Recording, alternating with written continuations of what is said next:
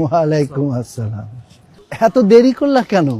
জুমার নামাজ, মিলাদ সবই তো শেষ। মিলাদ? কেন তুমি জানো না? আজকে এই মডেল মসজিদের উদ্বোধন নিয়ে মিলাদ ছিল। বুঝলাম একটা মসজিদ বানানো হচ্ছে, এর জন্য মিলাদের কি হলো এটা তো বুঝলাম। শোনো, আমি জানি তুমি অন্য দল করো, কিন্তু সত্যকে তো তুমি অস্বীকার করতে পারবা না। এই যে শেখ হাসিনা সরকার এরকম সুন্দর মডেল মসজিদ বানাইছে, এই সত্য তুমি অস্বীকার করতে পারবা? হুম হুম করো কেন? তোমরা না বলছিলা শেখ হাসিনা প্রধানমন্ত্রী হইলে মসজিদে নাকি উলুধ্বনি হবে? কি বলছিলা না? না ঠিক আছে, এলাকার সবাই মিলে টাকা পয়সা জোগাড় করে দারুণ সুন্দর একটা মসজিদ বানাইছে, এটা তো আমাদের সকলের গর্ব। সেটাই। আরে না, শেখ হাসিনা প্রত্যেক উপজেলায় শুধু মসজিদ বানায় নাই, মসজিদে ইসলাম চর্চার ব্যবস্থাও রাখছে।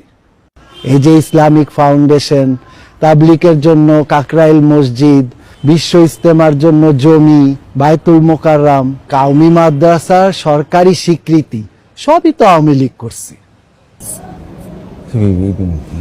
সব উপজেলায় করছে। আর চোখের সামনে কিছু থাকলে সেটা তো আর অস্বীকার করার কোনো উপায় নেই।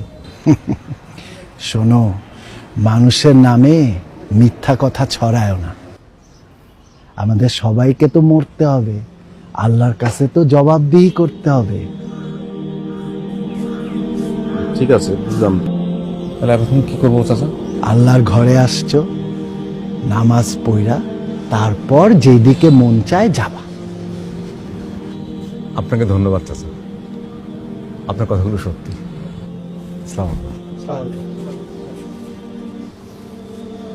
জুতা খোল।